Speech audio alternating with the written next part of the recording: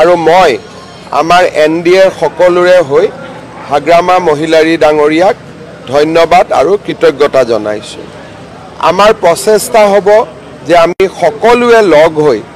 বড়োভূমিৰ প্ৰগতি, শান্তি আৰু সকলো শ্ৰেণীৰ জনগণৰ বড়োলেণ্ডত বাস কৰা সকলো শ্ৰেণীৰ জনগণৰ শান্তি, প্ৰগতি আৰু সমন্বয়ৰ বাবে কাম কৰাৰ অহা 2 এদিনতে BTC নৱনিৰ্বাচিত EM সকলৰ লগত আমাৰ মন্ত্ৰীসভাৰো বৈঠক হ'ব আৰু আমি সকলো প্ৰকাৰে BTCৰ উন্নয়নৰ বাবে আমি BPFৰ চৰকাৰখনক সহযোগিতা কৰিম। 2026 নিৰ্বাচনতো আমি এটা সমন্বিত ৰণকৌশল প্ৰস্তুত কৰিম, কাৰণ সকলোৱে প্ৰধানমন্ত্ৰী নৰেন্দ্ৰ মোদীৰ নেতৃত্বত এখন অসমত সুন্দৰ চৰকাৰ হোৱাটো বিচাৰে আৰু তাৰ বাবে পলিটিকেল দিশত বা কেনেকৈ কোন ক'ত উঠিব তাক যদিও আমি আলোচনা কৰা নাই,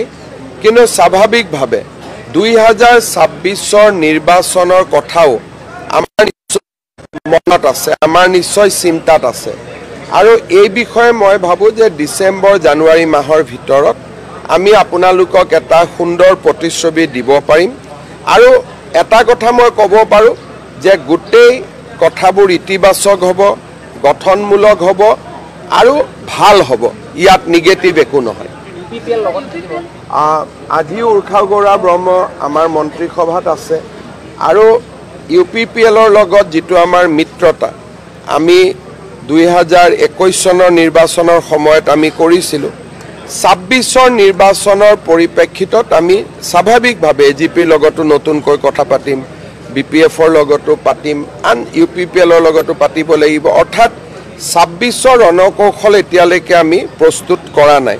কিন্তু নৱেম্বৰ ডিচেম্বৰ মাহৰ ভিতৰত স্বাভাৱিকতে আমি কথা পাতিবই লাগিব। গতিকে মই এটা এটাকৈ সৰু সৰু ষ্টেপ লৈ গৈ আছোঁ, কিন্তু এটা কথা আপোনালোকে মনত ৰাখিব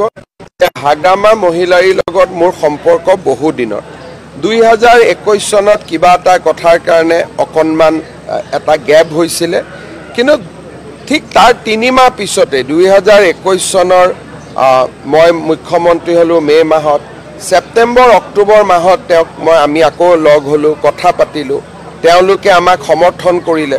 আৰু যোৱা 4.5 বছৰ চৰকাৰ চলোৱাত BPFে ফ্ল'ৰ কোঅৰ্ডিনেশ্যনৰ জৰিয়তে আমাক সদায় সহায় কৰি আহিছিলে। ৰাজ্যসভাৰ নিৰ্বাচনসমূহতো আমাকেই ভোট দিয়ে আৰু মই সদায় ব্যক্তিগত সম্পৰ্ক বজাই ৰাখিছিলোঁ আৰু তাৰ প্ৰতিফলন আজি আপোনালোকে দেখিছে আৰু এই গোটেই মন্ত্ৰীসভাৰ সম্প্ৰসাৰণত স্বাভাৱিকতে আমাৰ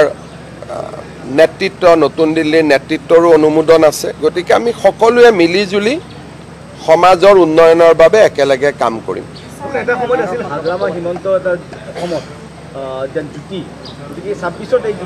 হাগ্ৰামা আৰু মোৰ সম্পৰ্ক বহুত নিবিড় সম্পৰ্ক, ব্যক্তিগত সম্পৰ্ক, কিন্তু পলিটিক্সটো বেলেগ। এতিয়া লাহে লাহে আমি যিহেতু বহুত দিন আমি বেলেগে বেলেগে আছিলোঁ,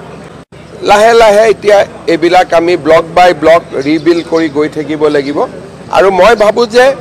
সকলো কথাই পজিটিভ হ'ব, ইতিবাচক হ'ব।